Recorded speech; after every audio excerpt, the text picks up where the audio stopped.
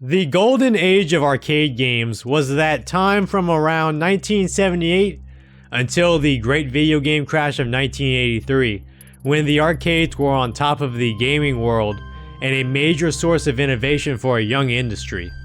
Those who were around during this time period would be quick to mention games like Defender, Pac-Man, Galaga, Dig Dug, Donkey Kong, Joust, Robotron, Asteroids, and Space Invaders, just to name some of them. But there's one game from this time period that gets almost no love and barely a mention, and that is Alpine Ski. Released in 1982 by Taito, the same company behind Space Invaders, this game got overshadowed by other Taito releases from this time period, like Elevator Action and Jungle Hunt, and never picked up a big following in the West or in Japan. But I think this game deserved a better fate, and it really is the most underrated arcade game of its time outside of maybe Satan's Hollow. But it's also my favorite game from this time period at this point, besides maybe the pole position games. And I want to tell you why I keep coming back to this one and why you should play it today.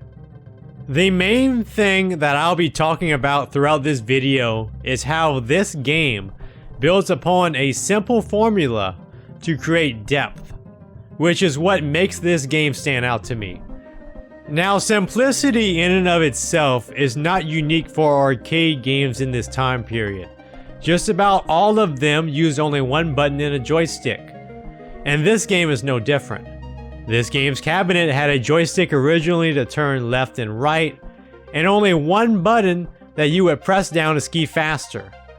So anybody could pop in a quarter and grasp the gameplay right away. The goal was also quite simple: to go downhill and get from point A to point B, at least on the first two stages. The first stage is a traditional downhill ski course, while the second one is more of a slalom course where you try to grab point items between the flags. Then on the final stage, you have to go down a big ramp and make a jump by timing your button press as you're going off the ramp, which functions as a bonus round for scoring. And like many games in arcades in the early 80s, it did not have a true ending. After the third stage, the game would loop over and over again, replaying the three types of stages until the player ran out of time for good. While the controls and the structure of the game are simple, do not let the simplicity fool you. This game will take some time to master, as there is a bit of a delay to the steering of your skier. If you don't react soon enough, you will crash and lose time off of your timer, 10 seconds. Plus, you need to know when to go fast and when to slow down a bit in order to avoid obstacles. Keep in mind that in this time, your hitbox was usually as big as your sprite. This game was no different in that regard. Now, where does this game really start to shine? Well, there are a couple of ways this game stands out, but the first one is the clever use of RNG. So the layouts on the first two stages are random. While you will be able to make out some familiar patterns in the trees and rocks and point pickups as you play the game more, those set pieces don't always occur in the same spots depending on the layout. Stage 1 has the most RNG, while Stage 2 tends to stay more similar from loop to loop but has some random elements. But that's not all. The other skiers and snowmobiles that get in your way have RNG as well. While they tend to spawn in similar spots on the two main stages, their behavior is a lot less consistent. Sometimes they go to the left, sometimes they go to the right, sometimes they will zigzag a little bit, especially some of the skiers. It's almost like they're drunk. Avoiding these guys while going fast can be quite the challenge. So much of the game feels quite dynamic and ever-changing as a result, making each loop and full run feel slightly different each time, creating unpredictability and excitement every time you play. But the thing that really makes this game complete is the scoring. This game is a blast to play for score, more than other games from this time period in my opinion. It's all about risk versus reward. Sure, you can go slow and avoid grabbing a lot of point pickups just to be safe, but that is not going to get you far here because not crashing is not enough to achieve a good score.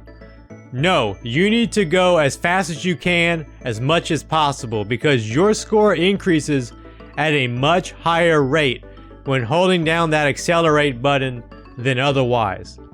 And you need to learn how to grab as many point pickups as you can while you're going fast. The more you play this game, the more you see certain patterns in terms of where certain point pickups drop. For example, I like to stay more toward the right early on when I'm playing stage 1 to position myself for a 1000 point pickup that is easy to get if it's there. That's just one example though. And let's not forget about the last stage of each loop and its importance in scoring.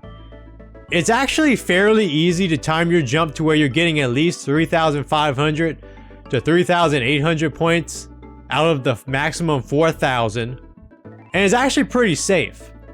While the highest point total, 4,000, would obviously be great, it's also quite risky to go for, because if you're slightly late on your timing, you'll end up falling off the ramp and getting 0 points for the bonus round. But an extra 3,500 to 4,000 points at the end of each loop adds up by the end of a run. So scoring points is great in and of itself, but scoring points also gives you more time to keep playing. That's the biggest reason why you need to play for score.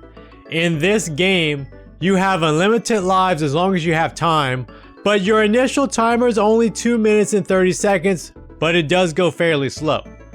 In order to get more time to get through more loops, you have to score enough points. But the thing is, this mechanic is hidden in game. At first, you don't even realize that time got added until your original time rolls over to 0 and then you get a new timer that goes by slightly faster. Plus, there is a bit of confusion about the default settings for the extends. The original arcade flyer for the game in North America advertised that the time extends, the first one's at 10,000, and you get another one every 5,000 points after that. However, when you look at the default MAME dip switches, the first time extend happens at 25,000 points, with subsequent extends happening every 12,500 points. I played on default MAME settings, so I might have been playing on harder settings than most people did back in 1982 without even realizing it initially. Is MAME wrong or the flyer wrong? I'm not entirely sure. There's not a lot of documentation out there. But regardless of what settings you have for the extends, your scoring will add plenty of extra time if you're good at avoiding crashing. As I said before, each new timer goes by faster than the previous one, and by the time you've gone through several timers, the clock goes by at ridiculous speeds, entire timers running out in a few seconds even. But the earlier timers are slower. Crashing hurts you more earlier in the run than later. Each crash takes off at least 10 seconds from your timer, so 10 seconds off of the first timer hurts more than 10 seconds off of a later timer that's already going super fast. Now once the timers are going really fast, the game starts to count the animation of the crash into the 10 seconds. But even that doesn't make it as harmful to your run several timers in compared to crashing on the first timer. By that point, you're probably 5 or 6 loops in at minimum anyway.